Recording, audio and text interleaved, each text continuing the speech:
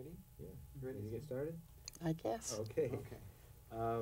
My name is Robert Bauman, and I'm conducting an oral history interview with Catherine Borden Finley.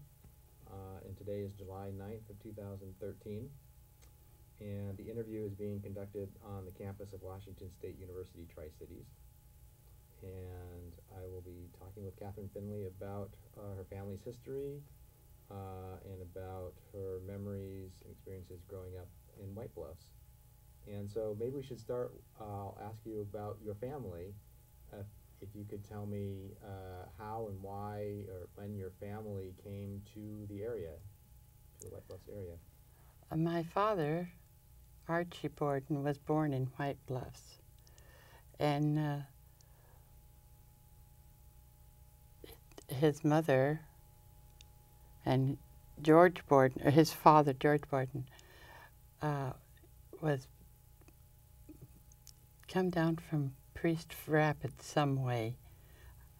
His father was a government surveyor, and he come down the river and settled in White Bluffs. And Grandma Pete came from Ellensburg, or Grandma Sather. And they married, and they had the 3 sons. George Borden made a living by running horses between the river and Gable Mountain, and the Army bought them. So let's see. And he drowned in the river when my dad was 8 years old in 1906. And, pardon? Was he operated the ferry at White Bluffs? Yes. George Borden also owned the ferry, and he had land. He was quite successful for that age, for that time.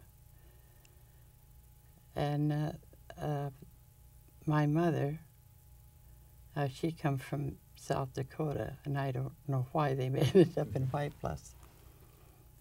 But they were married in 1927, and what was your mother's family's name? Shanahan. And they had the 7 children, and the oldest one just passed away last year, so there's still 6 of us left. And we had one of Dad's brothers had 3 children, and we had lots of cousins, and not too close together. It was quite sparsely settled because of the orchards and pastures and things like that. We lived about 2 miles north of White Bluffs. And we just grew up. We had all sorts of things to do. We had all the animals were pets. And what kind of animals did you have? Oh, we had horses and cows and sheep and dogs and cats and lots of little banty chickens, which we packed every place. The sheep my dad kept on Locks Island and brought them over in the winter so they would lamb on the mainland.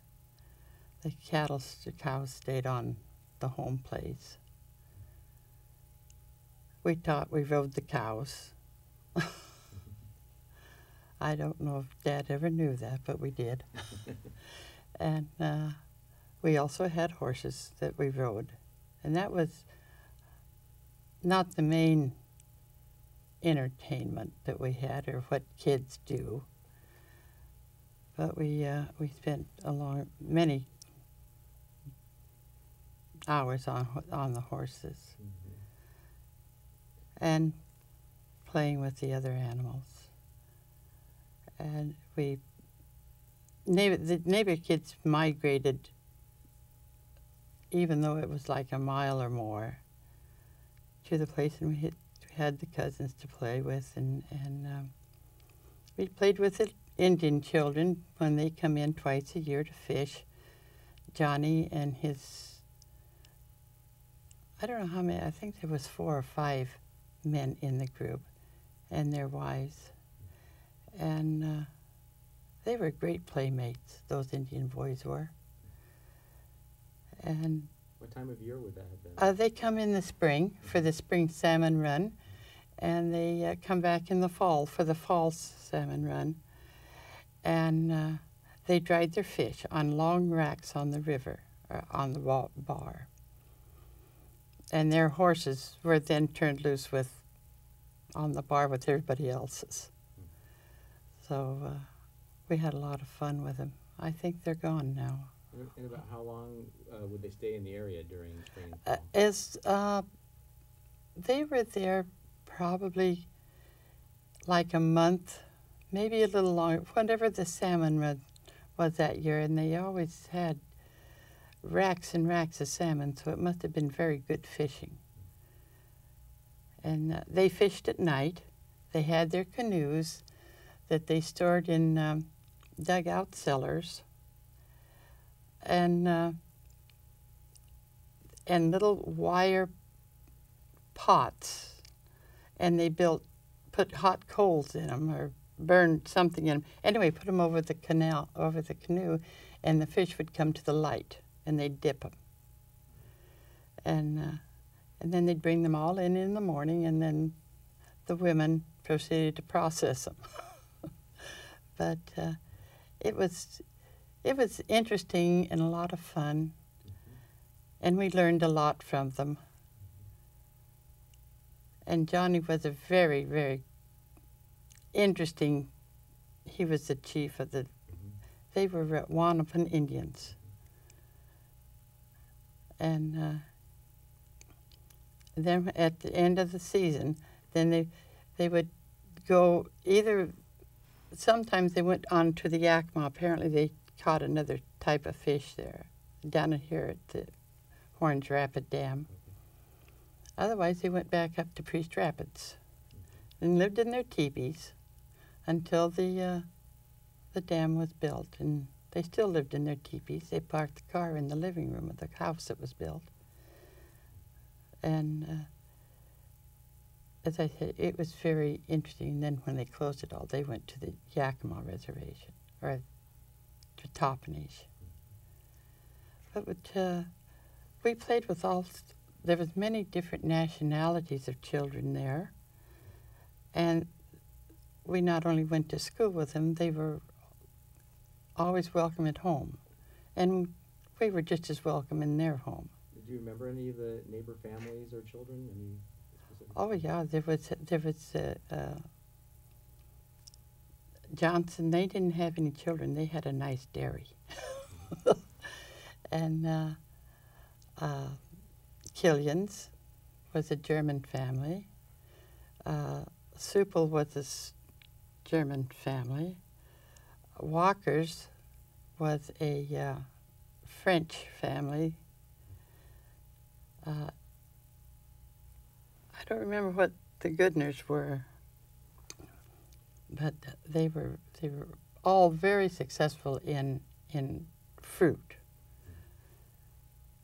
My dad didn't have any fruit, but he traded a sheep for a fruit, bartered. And we were very fortunate all during the Depression that's what happened. So we were never hungry. We didn't really know. I imagine the folks knew what the Depression was. Us kids didn't. We never had boughten toys that I remember of. My dad would carve things out of wood, mostly bark that come down the river. I don't know, boats and mangers and whatever happened to be handy. But we could always go down on the bar with him. We never were allowed to go to the river by ourselves. And pick up odd driftwood. And we made animals out of them for some reason. And rocks. Rocks made wonderful trucks and cars and just any old thing. Krells to keep all these stick animals in. And we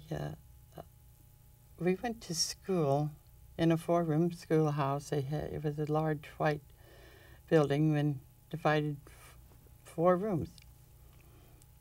And that was about a little over a mile from where we lived. So in the spring and in the fall, when it was still warm, we walked to school.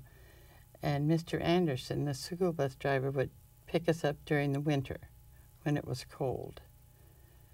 And he was the father of Harry Anderson that was quite active in, like, the White Bus Picnic was when it was here. But do you remember any of your teachers from the school? yes, Mrs. Moody. Mrs. Moody, I remember her well. She taught kindergarten, 1st grade, 2nd grade, 3rd grade, and sometimes 4th grade, depending on how many children were present. And then my second teacher I had there was a Miss Schmidt, and she taught the 4th, depending on who had the most room in the classroom, and 5th and 6th. And the 7th and 8th graders got to go upstairs. They were special. They were really big folks. But then when the government come in, the last year they held school, we went for 6 days a week. So we could get the time in, because the letters come in early spring and like in February. And not knowing when it would close or however they were going to work it, so we were out of school the first part of May. Which, so you went an extra day to make up for the school days that we wouldn't be able to go to school. So how old were you at the time then? I was in the gotta think. A fifth grade when they closed the school. Now I was a year older because I liked 1 grade real well. And the 6th grade I spent in Hanford. Okay. And then the folks moved and we went to Benton City. But it was fun. It was interesting, like I said. Sometimes I kind of feel sorry for kids that have so much that they didn't have to work for. They weren't, not denied. But we didn't know we were being denied anything. We didn't know we were supposed to be poor. or that, you didn't have a car. Dad had a car, but he never used it. He rode one of the horses into work. It was just easier, and he could sleep coming home, because the horse would come home. Did your place have electricity at all? Oh, yes, we had electricity. We had indoor plumbing.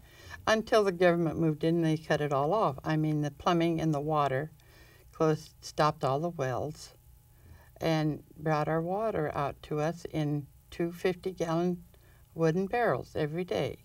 In the summer, they put ice in them so it would be cold. Winter, they chipped the ice off. But, and put us up a nice new toilet. We really thought that was an outside toilet with a moon and a star.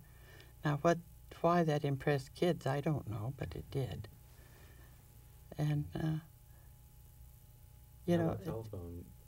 Did you have a telephone? Oh, yeah, we had phones. My Grandpa Shanahan, Mama's father, worked for the telephone company. Wilkerson and Brown out of Kennewick had the telephone company.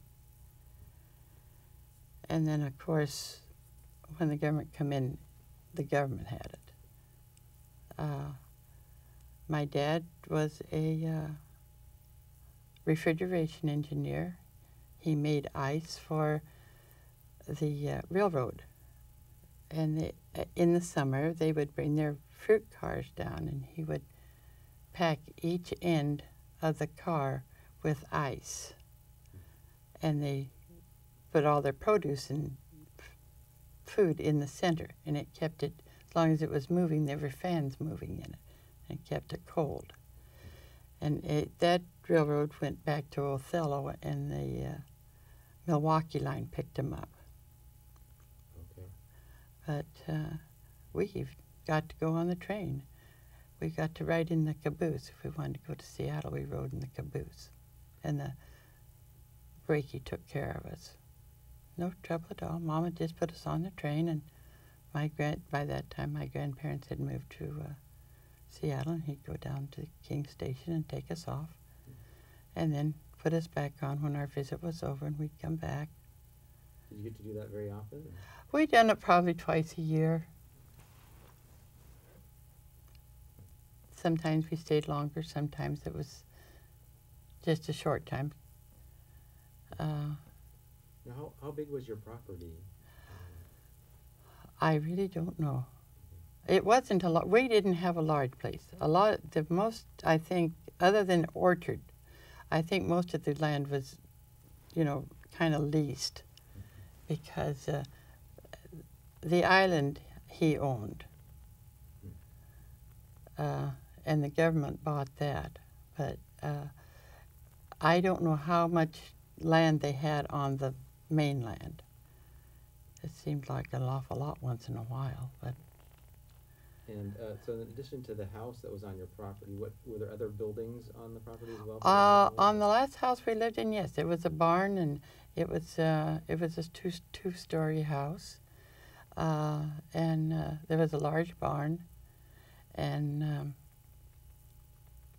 the chicken coop, and whatever buildings there would be on a farm. On the other one, there was a barn and a chicken coop, and that one, they called them soldier tracks at that time because they were built for the men coming back from World War I. And there was a house and a barn and a chicken coop and a nice new toilet. That was always seemed to be very important. And the well, what wasn't occupied, then some other person could lease it for the land. I don't know how many acres were in even those places. But in the one of Dad's places, it was up, and then there was a flat, and then it dropped on down to the river bar, and there was a lot of land in that place. As I remember, it looked like a lot of land to a kid. Now, again, how many siblings did you have? How many brothers? 7. I have one brother, and I had 5 sisters. And were you all born in White Bluff? Mm-hmm. Teresa was the last one. She was born in 43, okay. I think. So you talked about the school. I was wondering about other community events or. Oh, they had the Grange Hall down in Old Town, which is where the ferry landed. They had that was where any big gathering was held, because it was a bigger building. And we had a theater that run movies. Mr. Anderson, the school bus driver, that he also ran the theater. And I think he brought him a show in probably like once a month for kids and adults. But and there was a lot of little school plays. And the high school, there was always the high school. And there was always the ball games. So there was a lot to do, as I remember. You mentioned that your father wouldn't let you go down to the river without him there. Is that? An adult had to be adult. with us. Did you ever go swimming in the river? Or Oh yeah, we swam in the river, and he went back and forth across the river all the time. He had a boat, and we went. You know, the river was part of living, but Mom always made sure that we didn't go down by ourselves, because it was in the summertime when the water come up, it come up, clear up almost over the whole bar, and it was very swift because it went through, cut off like an island. There was Barrett's Island, and it that the water flowed through that in the main island, and it was swift, and the river was quite narrow then because there was no dams on it, and I think it went. Dad always said it went at 12 miles an hour, and there were whirlpools in it that his dad drowned in. Was a whirlpool, and so we were well watched, you know, Sure. and you know we played with the cows. Like I said, we had the cows we rode. And you mentioned taking the train to Seattle. Mm-hmm. Did you go to any of the other communities? You know, Pasco or to? They would go to Yakima, and that's where I was born, and then they took me to White Bluffs. And I don't know why they went to Yakima, because that was about 60. And Pasco must have had the hospital by then. But they didn't have a bridge across it, so they had to ferry there. And I don't know why they didn't, probably because Benton County wasn't a county at that time. There was a Yakima County, but no Benton County. And that's where they went. And Pasco, and we went to Walla Walla.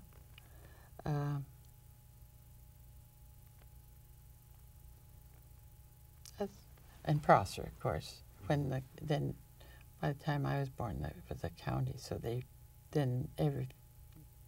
all the business had to be tended there.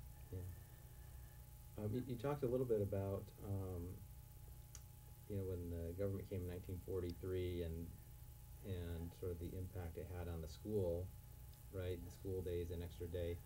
I was wondering, so what memories do you have of that?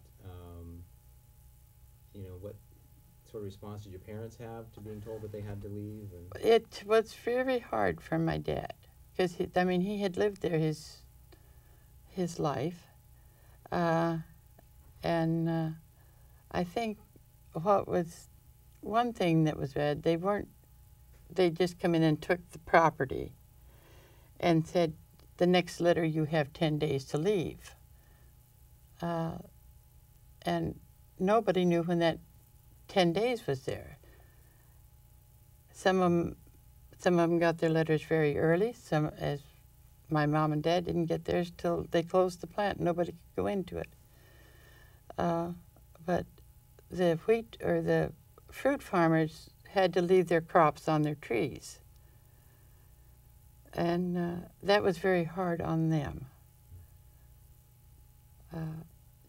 And no future or no money, cash in hand, like that they could go out and buy another place. And most of them had just been farmers, so you know they're spread all over. I mean, they moved wherever they could get a place to live, and it was hard on them. My dad sold sheep and sold most of the cattle, kept a couple of the horses, and he moved to Benton City in '44. I think we moved there finally. But he worked there. He kept his job there as making ice. okay. Though the train didn't use it for that purpose, for transporting fruit, DuPont used it for the summer months. They had huge, large holes in the ground. They just dug down in rock and covered it with sawdust, put sawdust in it, and covered it with plastic and put ice in it, and then covered it again.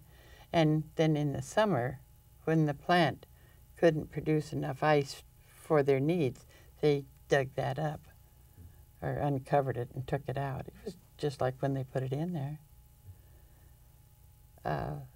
When we watched him do that, when going back and forth to Hanford on the bus, because the bus ran parallel of where they were building this vast hole in the ground. And that was very interesting, because no kid could understand what they were doing. And at the same part, they were building F area, so we watched that. What you could see of it, you never knew if you were going to get home at night on the school bus for fear they'd dug a trench across the road. So you actually stayed there. You were there for several months after. Yes. Oh, yeah. We were there. We were there probably a year and a half after. No, we were there longer than that after they got the letter. Like I said, we were the very last ones out there. We left, and the gate was. The civilians couldn't go back in then. Just the workmen. They had taken out all the Camp Hanford. You know, and all of the construction work was done, or finishing work on the plants that they had started to build. After we left, they built some more. They put H in right down where we lived, tore down everything. And, they tore down. They put bulldozers to most of the buildings out there. Probably to prevent coyotes and rats and whatever else from occupying them. Do you remember what you were told about what was being done out there, or as I remember the letter, it just said that your land had, on such and such a day, your land was taken by the government. No, nobody knew what was going on, and that caused a lot of hard feelings, because there was they had their share of boys that went to the service, and they weren't allowed back in to see their parents that were working there. Like the Gilhooleys, they had the garage, they run the garage, and you know, all of the town people that had businesses, if they had a boy, the boy couldn't come back, which made it a lot of hard feelings. And there again, we didn't, as I said, they took everything, or changed all the housing. They put many families in, they would put 2 families to a home if there was enough room for 2 bedrooms, because there was no housing for all of these thousands of people coming in. And we didn't have to share our house, but any house that had been vacated, that's how they utilized them, and took down the outbuildings of, any barns or sheds or things like that. They were very nice people, but the ones that come in, we got to know a lot of them. And being kids, it was DuPont that come and took our house. We weren't happy about that. The families that you got to know, who came, were they from all over? Oh yeah, one family was from Alabama, one was from Louisiana, one was from Boston, and I can remember us kids talking and laughing. We'd laugh at them, because they talk different from us. And we talk different from them to them, too. But they were all nice people. And you mentioned that your father owned the island, Yes. and he sold that. The government bought The that. government bought it from him. Do you know how much money he received? No, it wasn't.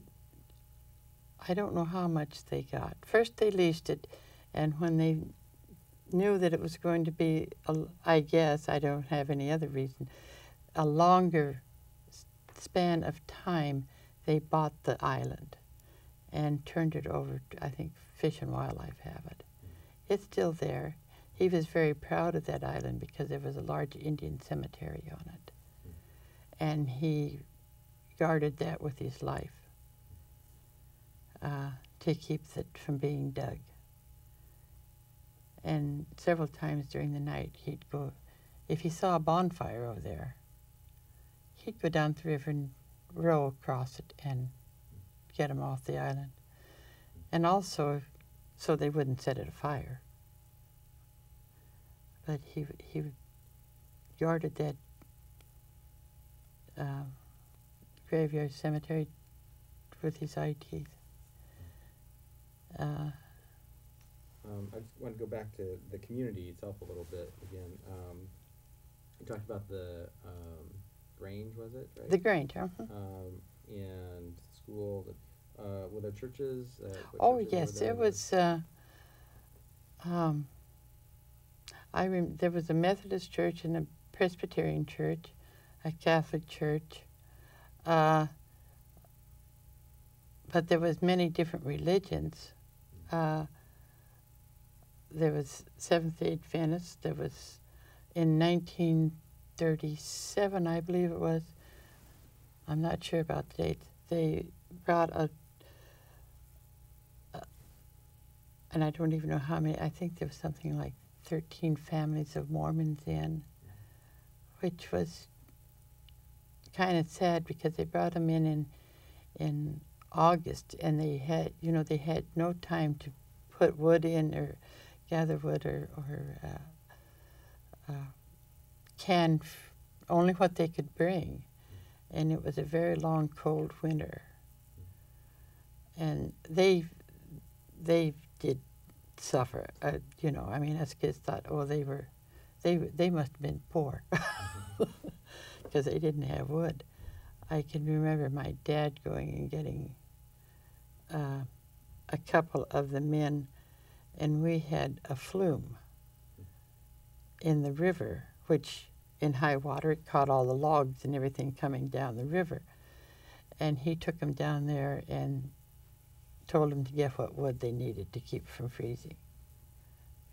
And that winter, as I said, was very, very cold, and it was a very long winter. But that it was just kind of unfortunate. Were those families able to stay on? Oh yeah, they come the next spring. They planted their gardens like everybody else did, and went to work for some fruit farm, one of the fruit farmers, and most of them didn't leave until the government to come in. They were very nice people.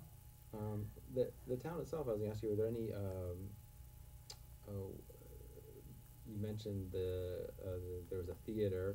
Were there any businesses that you? Oh yeah, there was on one side of the street there was a barber shop and a drugstore, and a grocery store, and the hotel burned down. Mm-hmm. I don't know when, but in the 30s it burned. And then there was a bank and a tavern and a little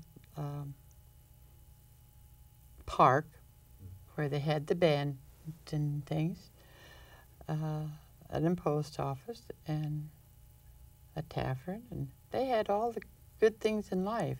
A couple of gas stations, the train depot, and creamery, or where everybody took their cream in for the Twin City Creamery to come out and get it. They picked it up. And trying to think what else they had in the cold storage. Cold storage, I think, was the largest building there.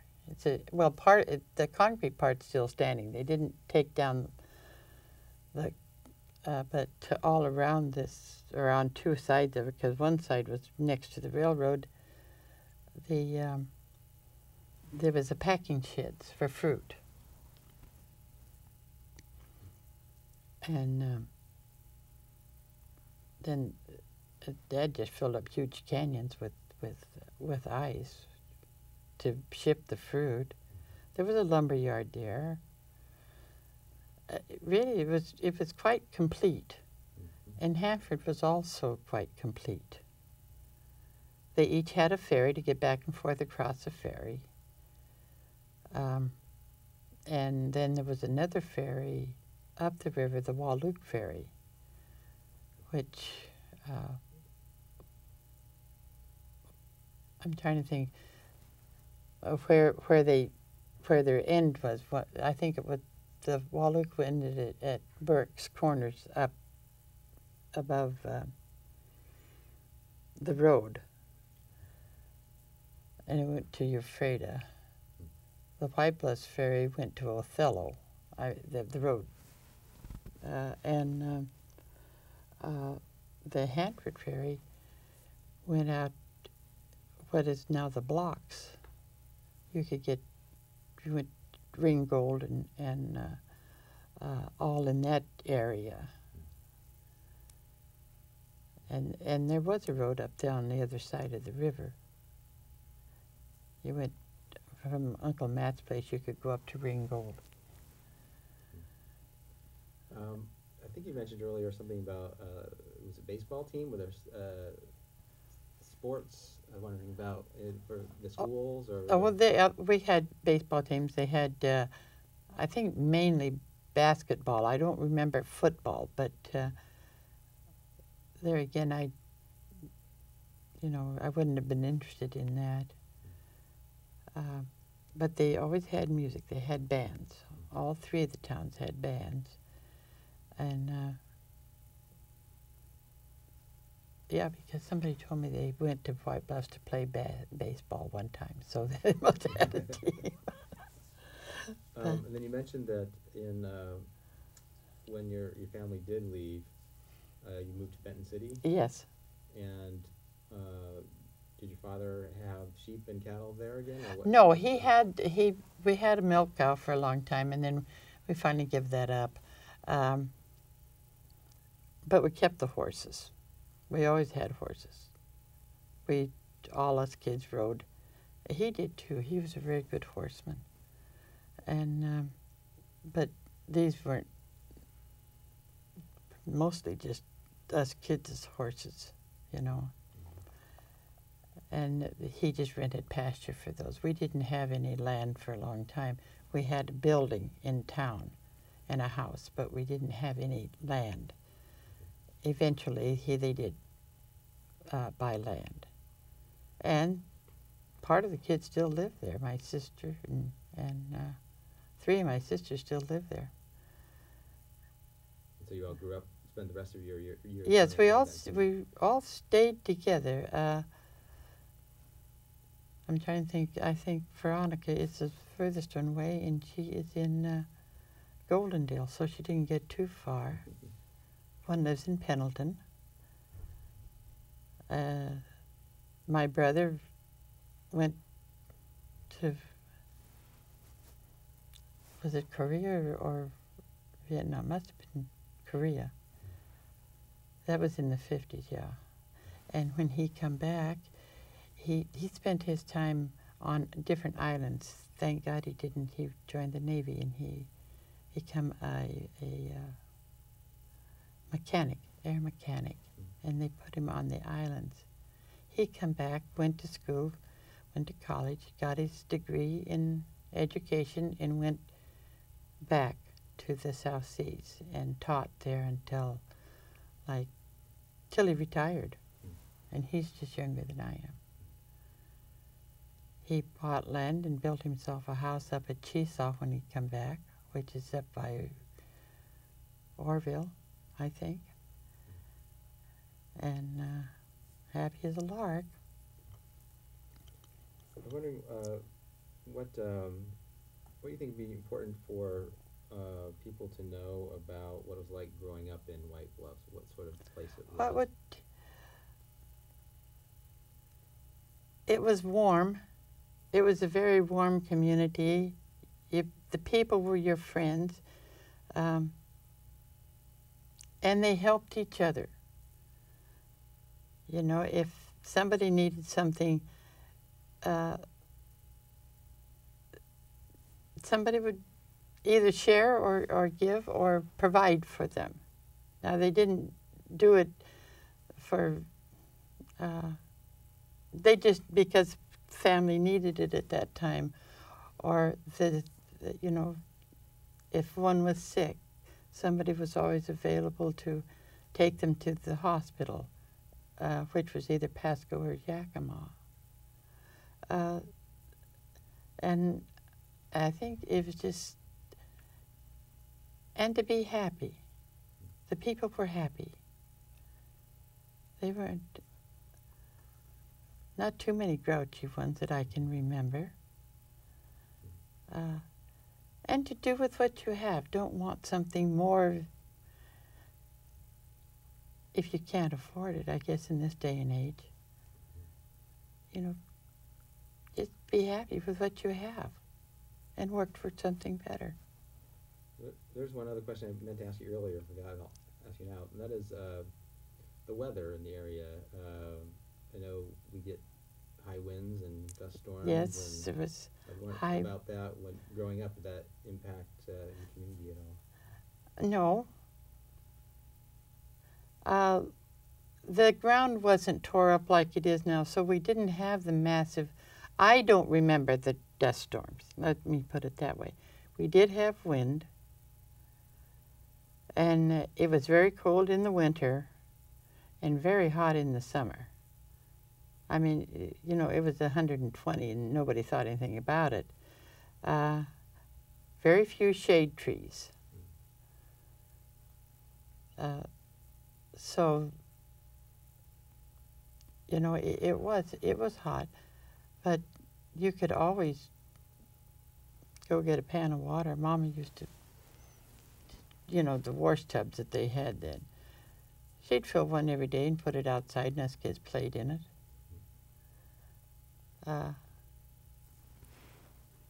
And I guess we were just used to it because it didn't seem to bother us. And cold, it was, as I said, the school bus took us to school in the winter because it was cold. And it was a mile or a little more to school. And you just, there was no shelter, no nothing, you know, you just were walking on sand. It's mostly what's out there. Yeah. Do you remember the river ever freezing over at all? I don't remember it freezing. My dad would tell about the river freezing, and that's how they brought their sheep down. They kept them on, I don't know where they took them to, the mountains either, but took them to pasture in the summer and then wait for the water to freeze to bring them over, and they lambed and sheared before the thaw, and so they could get them back across the river. Otherwise, they had to ferry them or drive them clear down and put them across the bridge that they had then built between Pasco and Kennewick. And that was quite dangerous, he said, because they could only run so many sheep at a time, and it took a long time to put a band of sheep across. I can remember we had a cow that got down the outside one time and she froze instead of getting in the barn where she belonged. She was a young heifer and she just didn't know, I guess. But people prepared for it. They knew it was going to be cold. It got cold early in the year. And it stayed that way until March or April, you know. Now, the river didn't stay froze that long. I mean, it was just cold, but it wasn't cold enough to keep that river frozen. But they took the horse and everything else across it. And when he was, I mean, he remembers it, but I remember they freezing out quite far from the bank. But not freezing across where they could put animals on it. Is there anything I haven't asked you about, or any family stories or special memories that stand out that what kids do for entertainment? Sure. Yeah. We had this real nice family down the road a ways, and they had a mule. That was one of those poor Mormons that didn't know what they were getting into. And they had 2 boys, and Dolores and I decided one day that we would put the mule harness on a horse. We did not know that there was a difference in them. There is. So we took Jolly, the horse, and took her up on the little knoll and hooked her to this wagon. I don't know where us kids got the wagon. Somebody gave it to us. And hooked the horse, but we didn't know you were supposed to have shafts or something on this to stop this wagon. Well, she went to the barn with this wagon bumping her all the time in the back end. And Dad came out and was quite upset because we had knocked the door off the barn. So we went in, we took Jolly, took her back out to the pasture, and we thought, well, now that we done that, and that was because it was too steep. That hill was too steep. So Mom and Dad had to go to Yakima.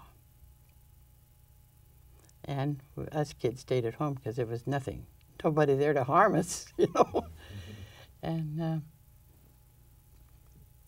we left Randall, my brother. We took this cow, Dolly, and put this mule harness on her. I don't know how. And took her up about a quarter of a mile from the place, through an old cut-down apple orchard. And when we waved our hands through them and dropped them down, Randall was supposed to sick the dog on the calf in the barn. Well, Dolores didn't make it to the wagon. She put me in first, and that cow went home. When we got home, the wagon did not survive it. And Dad couldn't figure out what was wrong with old Dolly that night. She was so touchy when he went to milk her. We didn't try that again. But there was always 2 of us, so if one got in trouble, we could share it. One time we took the sheeper over still on the mainland, and he had a nasty, nasty buck, but he produced good lambs. And there again, we were warned, you don't get in that corral with that buck, because he actually could have killed a kid, I imagine, if he'd, you know. And Dolores and I figured, and if we got 2 ropes on him, we could tie him to 2 different posts in the corral. And then we could ride him, because he was a big sucker. Nice long wool and everything, yeah. And we did. Well, finally, anyway, we rode that poor old buck till he just laid down. And Dad couldn't figure out his name was George. Couldn't figure out what was wrong with George that night because he just didn't want to eat anything. We never told him till we were grown, and I guess we were both married by that time. What happened to George? So you might have safe to tell him then. He just looked at us and he says, well, that's probably only one of the things you done that I didn't know about, sweetheart. But we created our own fun, you know, and to us it was not mean or cruel or mischievous, or because we knew the cow wouldn't die. She was too ornery. And we finally broke Jolly to ride with the saddle, so that was a little safer too. But, you know, we just had fun and grew up. And I don't know what else we done. It's been 13, 14 years there. I must have done something more. We worked hard in the summer. I don't remember that because Mom had to can. She canned the fruit. If somebody butchered, it always surprised me that if somebody in the community butchered and they had too much meat, then it was spread out because there was no way of keeping it. And neighbors got along well that way. So what sorts of work or chores did you do as a young child growing up? What sorts of things did you help out with? Oh, heck, I could cook a meal by the time I was in the 3rd grade. I learned to make bread, we all canned. That was a whole family project. There wasn't just one person there because it all had to be done on a cook stove. And somebody had to bring in wood. And peeled fruit, you know, it had to be continuous. And, you know, and what else? I remember Mama canning meat twice, and that had to be cooked for 6 hours because it was just water bath. They didn't have pressure. Later on, I guess there was pressure cookers, but that's how they cooked it, put it in a wash boiler, and I think it held 12 quarts of wash boiler, did it? And they cooked it for all day long. And that stove had to be kept burning. So on that day also, if you were canning, you also made bread because the oven was hot. And, you know, it was busy. It was a busy time. And then in the spring, they had to take care of the stock. And, you know, the fruit was a little bit earlier than what it is here. It was just like a week earlier, so it always, of course, it ended a week earlier too. But there was always tomatoes, and Mom put up an awful lot of tomatoes and peaches. I can remember that. So you grew a lot of your own? We had Grandma Pete, my dad's mother, was a peach farmer. So they always had peaches. And she also grew a very large garden. Or they would go down to Ringgold, and there was a Japanese family there that had a truck farm. You could always get your tomatoes there, you know, in quantity. Do you remember what their name was? The name of the Japanese family? No, I have no idea. Okay.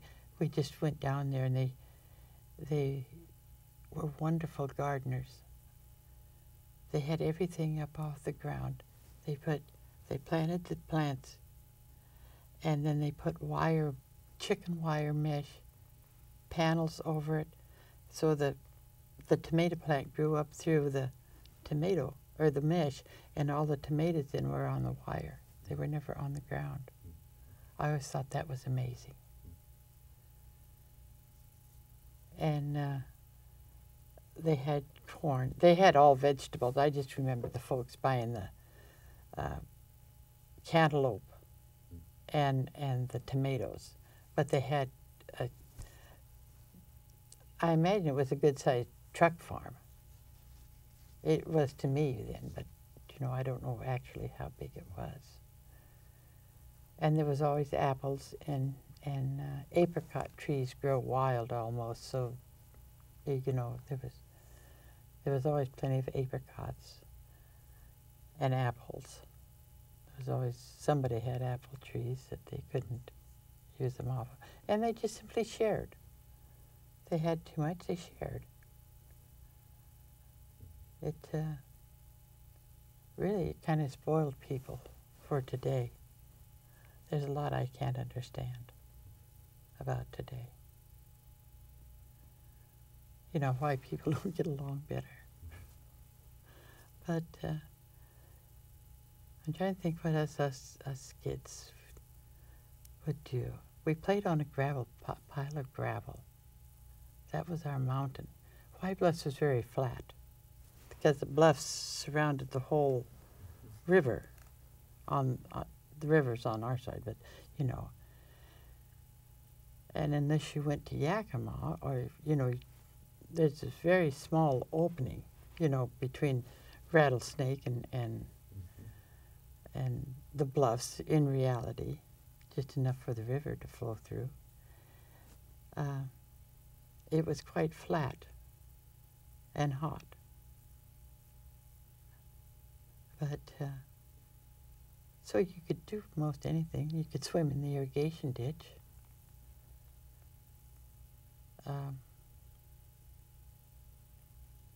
Where was You the know, pile of gravel that you... What? Where was the pile of gravel that you played on? Oh, the pile of gravel. Well, I guess they were going to gravel the road. They never got it done because they just piled this big pile of gravel there across the road from us. Well, for a long time there was a sign on it. I don't know what the sign said, but there was one on it. And, but it was sloped on one side, and then you could jump off the steep side, see? And boy, oh boy. We'd run up and jump off and run up and jump off, and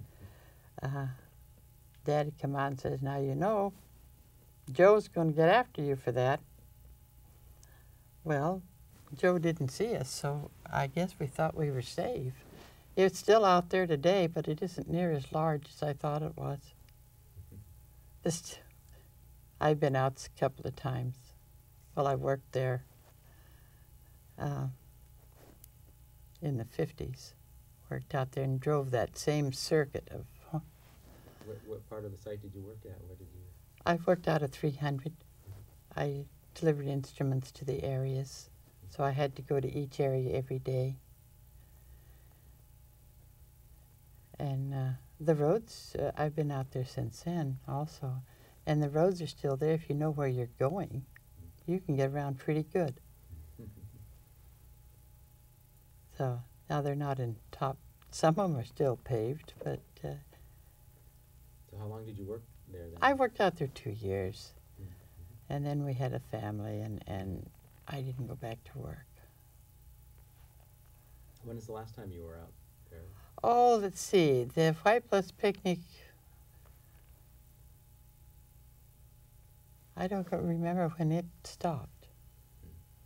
But every year you could go out there if you were, you know, if you went to the picnic, you could drive out there on one afternoon.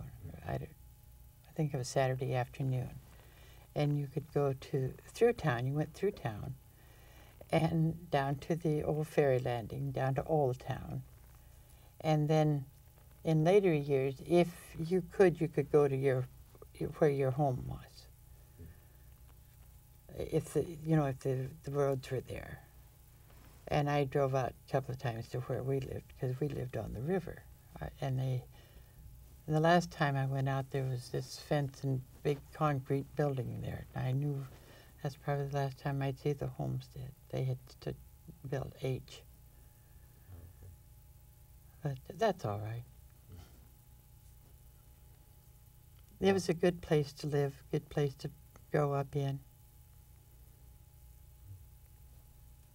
and you learned a lot of things that you didn't know you learned. Well, I want to thank you very much for being willing to come here and share your stories and your memories. It's really been terrific. I will try and get some pictures. Okay. Can I just call the number on the letter and just bring them in? Absolutely, yeah. Sure, Because absolutely. we have them. I just don't know where in the world I've put them.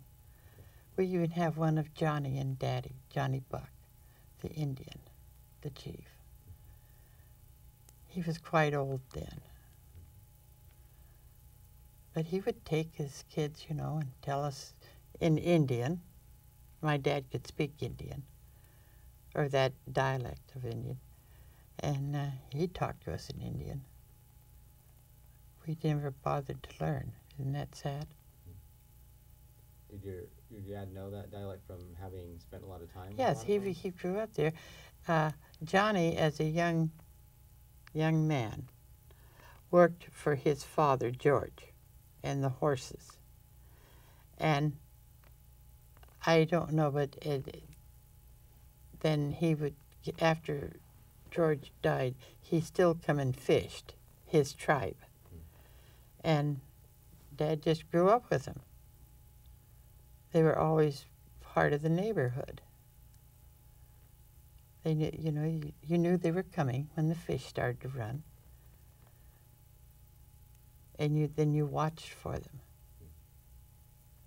They had beautiful horses. Or I thought. Dolores and I thought. The other thing, he had a friend, he was in Yakima, he lived in Yakima. And he would come down, and him and Daddy'd visit, and us kids listened to the stories. And one day he turned his hands over, and they were white. And I never realized that the man was black. There was no difference in people. This man was the tallest, blackest Negro I've seen. I've seen some from Africa lately that are more recent. But he was he was an apple grower. Had a large apple orchard in Yakima. And had he not turned those hands over, I to this day would have swore he was just like us. You know, and I think that is one lesson that is very important for kids, that there is no difference in people. You know, the Indians look the same to me as, I don't remember what this man's name was, as he did. Or my mother's parents that were strict Irish, they looked the same. There was we even had a Filipino family in there. He was good. He raised raspberries. In White Bluffs, or? Yeah, in White Bluffs, yeah. He raised berries. You happen to remember his name at all? His name was George.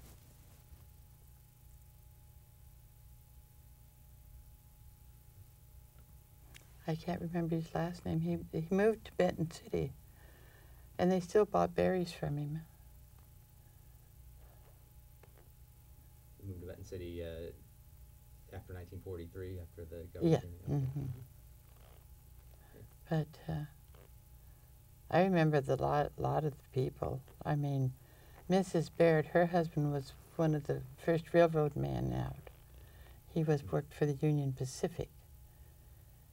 And they lived at Wallula at the time of the Walla Walla Massacre. And she'd tell us stories. I had a lot of opportunity to learn. And she was a sweet lady. She raised 3 boys and a daughter. I never remember her husband, but I remember her very, very well. And Russo's was another, I don't know what nationality they were, but they were they all seemed to have something to do with fruit. And there was just a great big mixture of all types of people, and all getting along very, very well. Well, thank you again. I really appreciate you coming Yeah, today to okay. share your stories and memories. Thanks very much. Well, I thank you, and I hope it turns out halfway decent. Hold on.